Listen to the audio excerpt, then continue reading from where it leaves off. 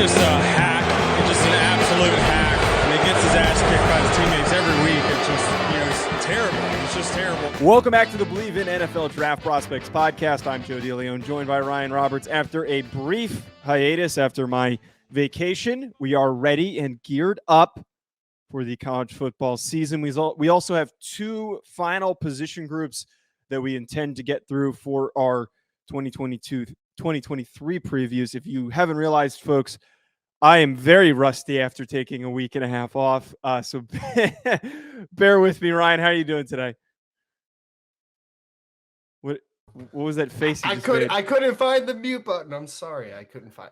That was a really odd face. Just like, I know. I'm sorry, man. I was on a different screen reading a bio, and then you said that quickly, and then I was like, I'm not even on the right screen, and I don't have the mute button.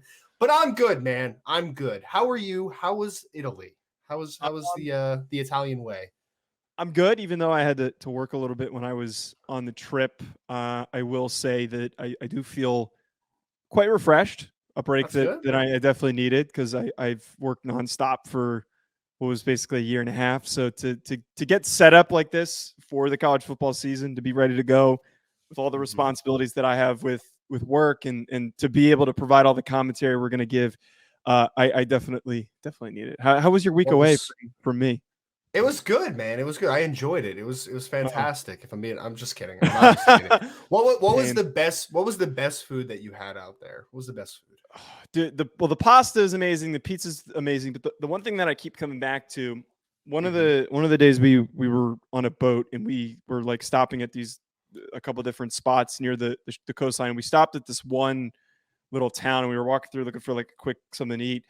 And there was this tiny little shop that had these cups full of pesto pasta, like cold pesto pasta. So I got a cup of cold orchiette with pesto and green beans, and it was the best freaking cup of pasta I've ever had. I love pesto, man. Pesto is my jam. I love pesto. So I'm there with you. I'm there with you on pesto.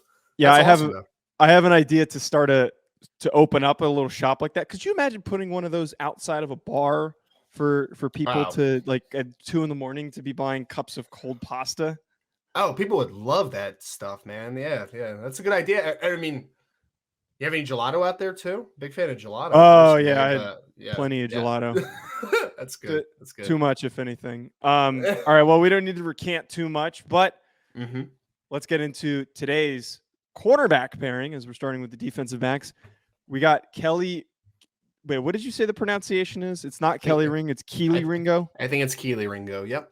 We've got Kelee Ringo from Georgia. We've got Eli Ricks, formerly of LSU, now of Alabama. Two long athletic corners. We're going to dive into them. Before we get to them, though, I want to talk to you folks briefly about our sponsor. You guessed it, BetOnline. BetOnline is the fastest and easiest way to wager on all of your favorite sports, contests, and even with first-to-market odds and lines. Find reviews and news for every league, including Major League Baseball, NFL, NBA, NHL, combat sports, esports, and even golf. BetOnline continues to be the top online resource for all of your sports information, from live in-game betting, props, and futures. Head to BetOnline today or use your mobile device to join today and make your first sports bet. Use our promo code BELIEVE50 to receive your 50% welcome bonus on your first deposit. BetOnline, where the game starts. All right, Ryan, we've got a fun pairing today with these two prospects. I will say, not to divulge too much of my opinions on these guys, they're very similar, but the evaluation of the two of them is very different, if that makes sense. I actually don't know what you mean by that. Okay. I would love to hear it. Let's dive it. Let's start into Eli Ricks first. He was playing opposite of Derek Stingley for a good part of the beginning of last season, goes down with a shoulder injury, misses the rest of the year. I think that part of his evaluation is complicated because he didn't play a lot last season, because his usage in that defense as well. You see the physical tools that the guy has. The guy's tall, he's long, moves really fluidly. But he didn't play a lot of man coverage. Played a lot of off in those few games that he had. So it's hard to fully – lot of zone, a lot of off. Yep, you're not wrong. And a lot of deep drops. Like he was like 15 yards off the ball in some of those drops. But I think evaluating him is a little tricky because we don't necessarily know what he does as a man coverage corner And maybe Yeah. we get to see that now that he's at Alabama. It's really awkward, Joe, honestly, because LSU has kind of made a living off of having press man corners. I mean, you think about the Derek Stingleys of the world, going back to like the Pat Peets, like those guys have played a lot of man. I mean, even when Jalen Mills was there and he kind of played a little bit between outside and safety and did all that stuff, even they would let him play a lot of press man. So I was confused watching Eli Ricks, to be honest Same. with you. And there could be two ways to look at this, right?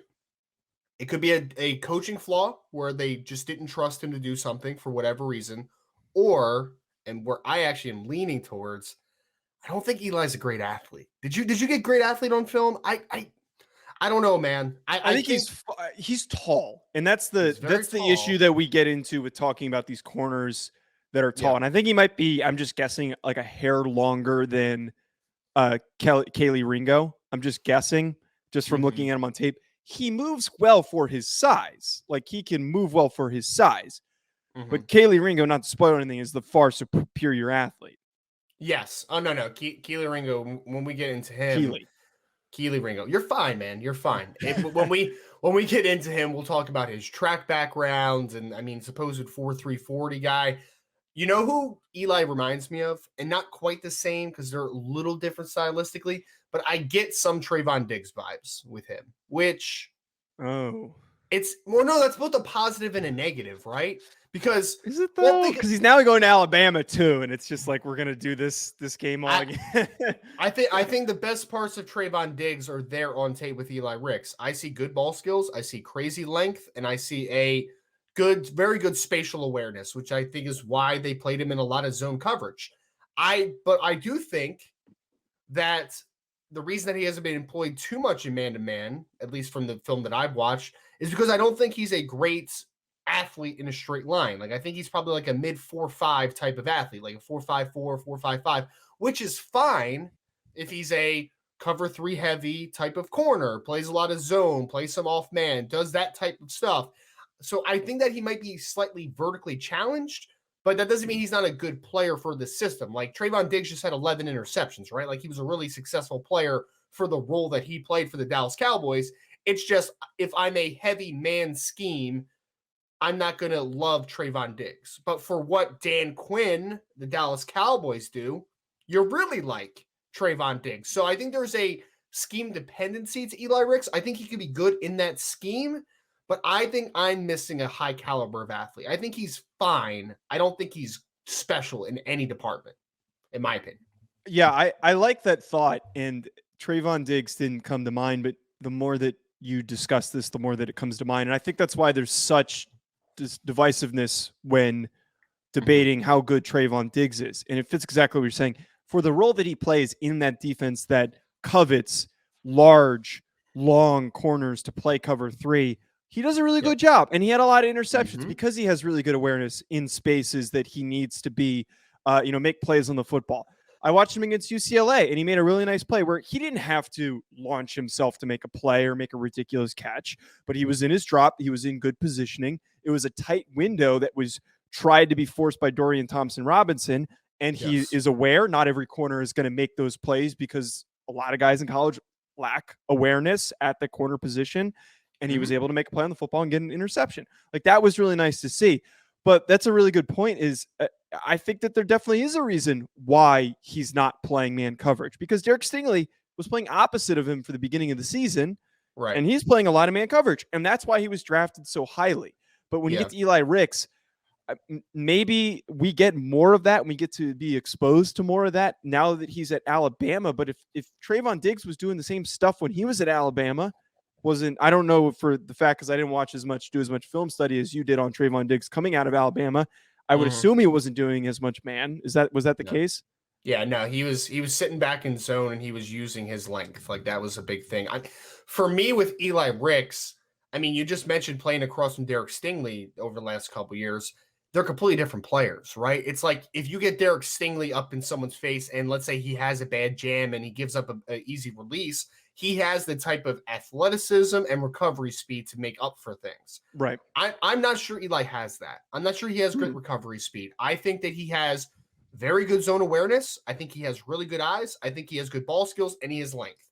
So he can play. Like, he's going to be a good player on the NFL level, in my opinion, as long as the off the field stuff doesn't derail that. And I don't know if we want to get into much of that conversation here, but I do think, in my personal opinion, there's a little bit of scheme dependency. And that doesn't, I mean, I just think that like a Dan Quinn, who is he's the prototype cover 3 heavy scheme, right?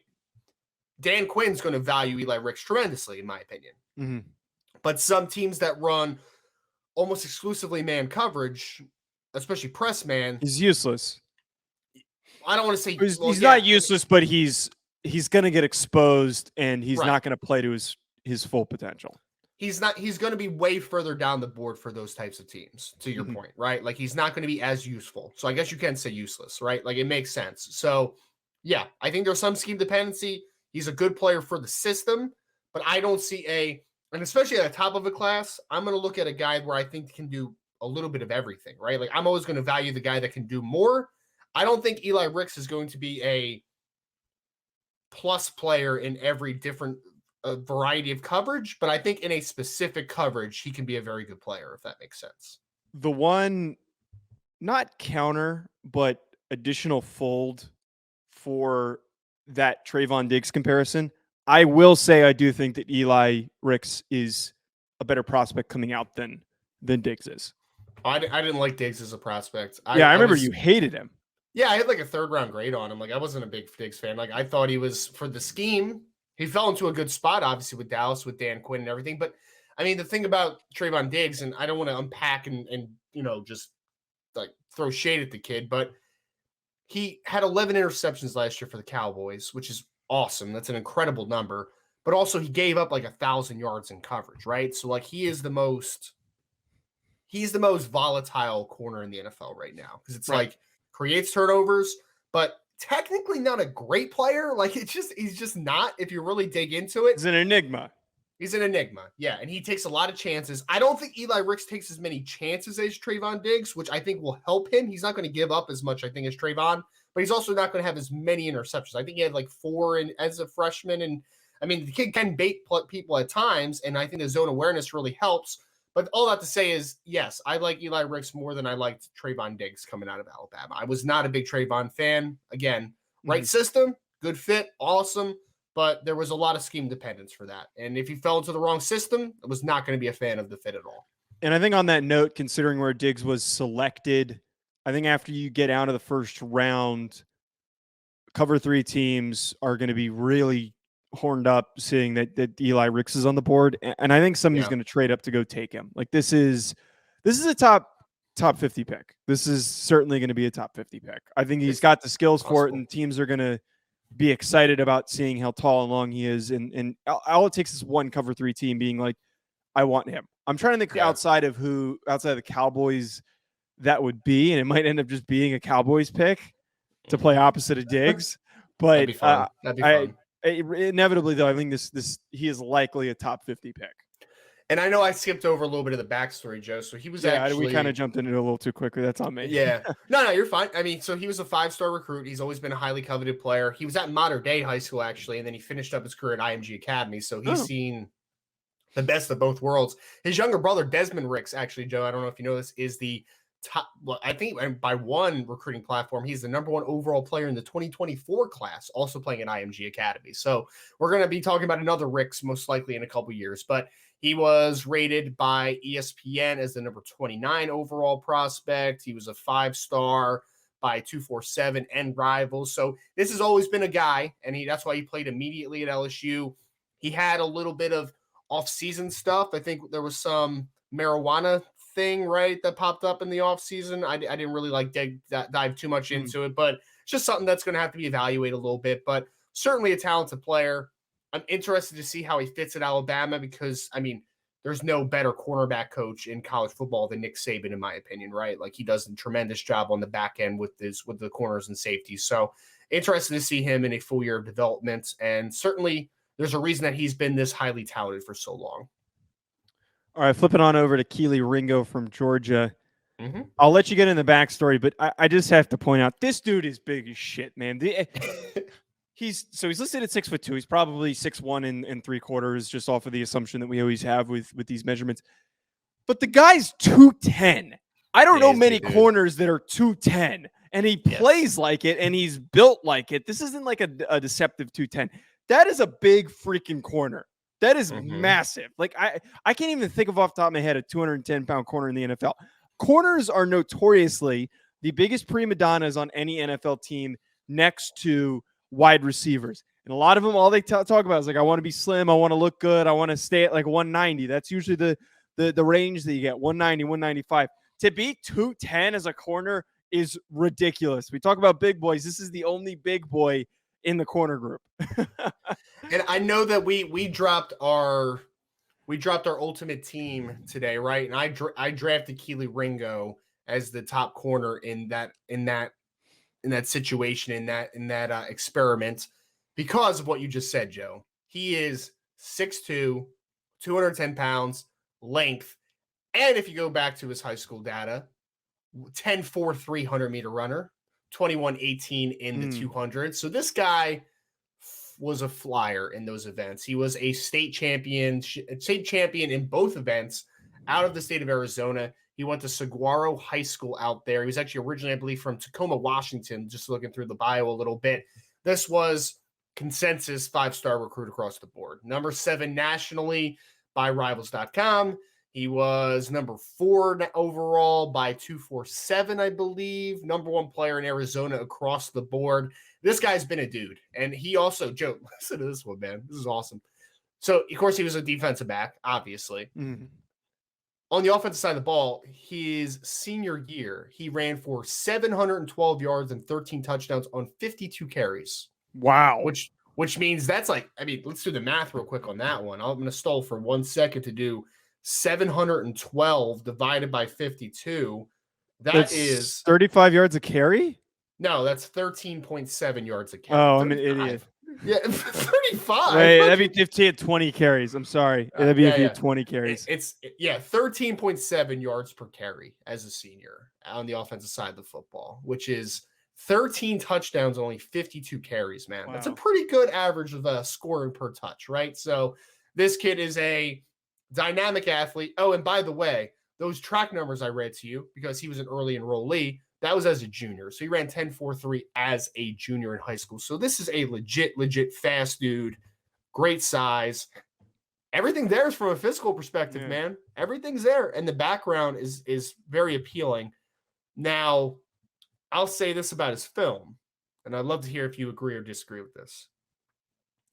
The talent pops off the film quickly, right? Like the length, athleticism, you're like, the closing speed. That was like immediately I made note of that. I was like, oh man, shit, how quickly he closes and he accelerates.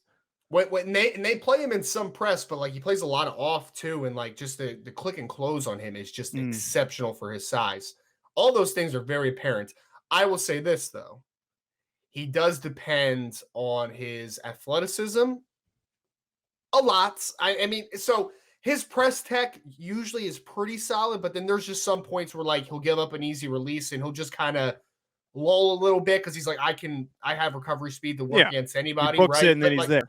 Yeah, exactly. But against a Jamison Williams, for instance, he didn't quite have the recovery to go with a 4.3 athlete, right? So all that to say is the technique still needs to get better. And I think it's clear that we are looking at, and we should reiterate this. Last year, he was a redshirt freshman, redshirted as a true freshman.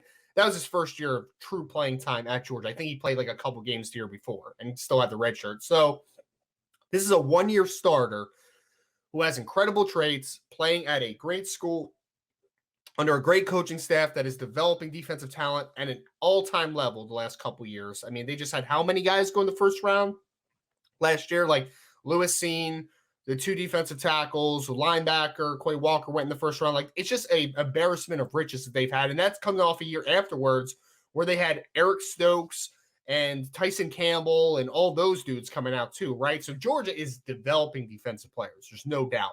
So I have very little concern that this kid is going to be so much better this year. All that being said, though, is that he wasn't perfect last year. And no one's perfect. But he wasn't nearly as good as he can be. He was very dependent on the athleticism he had. As he improves his technique, which goes with, hey, let's be a little more aggressive at the line of scrimmage. Let's be a little more aggressive to stay in the hip pocket and just a little more kind of pressure on the early parts of reps and not just finishing reps. If he does that, then this kid has top 10 upside, in my opinion. Like, he's that type of athlete, in my opinion. Not a top 10 player off of film last year, but top 10 player just off of traits. And he has everything in the books. It's just now about you going from a great athlete who's a good football player to a great athlete who's also a great football player. There's a step that needs to be taken, but it's, I mean, easy to see that he can make that jump. I'm definitely willing to be lenient on his technique, like you're talking about here. I am trying to be, and I think I've moderately successfully based my rankings and my decisions heavily on traits, heavily on upside for summer scouting, except maybe for a couple of exceptions. So I'm willing to give him that benefit of the doubt. And I think that being in, obviously, new defensive coordinator with Dan Lanning gone, being on a roster that has notoriously developed guys effectively, especially great athletes effectively. He hasn't played a lot. And I think that he's capable of taking the next step. We can't guarantee it, but history has proven itself with these Georgia guys that eventually they're going to take that next step. Based on the statement that you made, and you could probably guess because of how excited I get about height, weight, speed guys, I am extremely bullish on Kelee Ringo. I think that this is a top 10 guy. I think that if he takes, I'm willing to take it a step further. I don't even think it's a could be. I think this is a top 10 guy. I haven't mapped out. I haven't mapped out who my top 10 is out of all the prospects, but he should be corner one. The way that he moves, how fluid he is, how freaking tall he is. This is what the NFL has moved towards. And the guys that get drafted as highly as they have in the first round, the top 15 picks, have the exact profiles that Kelee Ringo has. And for him to move that well, he is going to be extremely dominant at the next level. If we can see a Sauce Gardner and you have Derek Stingley go where they went, this is going to be a top 10 pick. The value for corners is so freaking high. And I think even if he develops not as quickly as we're hoping for, and he just takes a slight step forward, I think teams are going to be willing to bank on those traits because they're going to think, we can develop this guy. This guy is a freaking athlete, and he could be a really, really good man coverage corner. No, I'm there with you, man. I mean, it's very easy to see the pathway for him being that high first round pick, right? Like, I mean, he's more talented than Sauce was last year. Sauce just knew how to play the position as well as anybody, right? Like, he was just technically as sound as you're going to get from a press man corner and just playing to his length and doing all that type of stuff. If Kelee takes a step, he could be in that same ballpark, in my opinion. So I agree with you. I think because we got to finish safeties next week, right? I know we'll probably want to do a mock draft at some point before the season starts, but we should definitely do like a created big board together, like going one by one and putting a big board together for an episode. That would be a lot of fun. So maybe that's something in the works, but I think we'll do that. Will be high on there. Because we have just spitballing here that we're going to wrap corners. We're going to do safeties next week. And then if I am correct, the following week is the first week of college football. So that week allows us to do, I was spitballing in my head the other day of like how we want to map that out. And I think that we could probably do like a 3-part big board. Like, do we want to do a collective big board? Do we want to do like put one together, or do we want to each pitch our own? I think if we create a big board together, I think it would be okay. I think that would be fun as well. So why don't we have that approach? We'll meet before we tape and we'll do the big board, and we'll break it down by like, here's 15 through 25 here, or we might even be able to take it further than that. We'll figure it out. But I think that last week we'll do a big board before the season launches.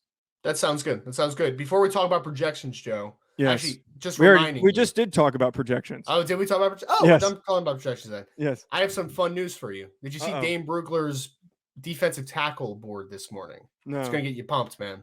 Guess who's number 3? Nope. Guess who's number 3 defensive tackle was? Oh my God, I'm blanking on his goddamn name. I'm so rusty. Wait, my boy. No, wait, give me 1 second. I'm gonna. You're looking it up. Are you looking it up? Wait, I'm looking at my notes. Siaki Ika was number 3. Yes. Let's go. Yeah. Jalen Carter, Brian Brescia, and then Siaki Ika. Dan Brugler. Best draft analyst out there. Everyone makes mistakes, man. Every once in a while. Oh, Dane is the best. shut But up. everyone makes mistakes. That makes me so freaking happy. Yeah. All right. On that note, we're going to wrap up, folks. Thanks for tuning in and joining us today at Joe DeLeone at Rise and Draft. We will be back with our next pairing show, which is, I will tell you exactly right now, Clark Phillips and Garrett Williams, two friends of the show. So stay tuned for that. We'll be coming back soon. Enjoy the rest of your week.